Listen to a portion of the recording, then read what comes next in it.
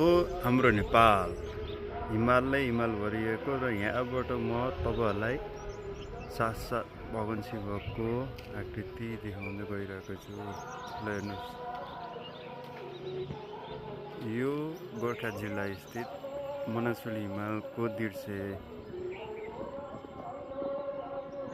र तपाईँहरूलाई म अहिले देखाइरहेको छु भगवान शिवको साक्षात् आकृति।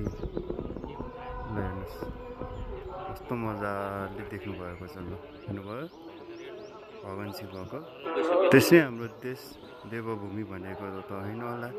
हिमवत् खण्डमा पनि भनिएको छ, पूर्वमा ब्रह्मपुत्र र दक्षिणमा कैलाश मानसरोवर र उत्तरमा हिमकुश र पश्चिममा गङ्गा।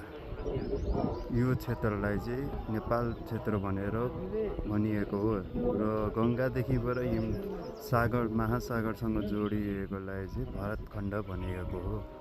र हाम्रो यो देवभूमि हिमाल भनेको चाहिँ देवको एकदम प्रिय स्थल। हेर्नुहोस्,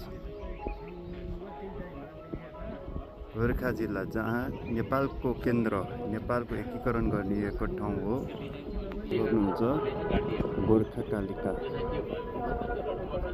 यहीँबाट पृथ्वीनारायण शाहले गुरु गोरखनाथ बाबाको आशीर्वाद कृपा स्वरूप उहाँले नेपालले एकीकरण गरिएर नेपाल भनेर नामकरण गर्नुभएको हो।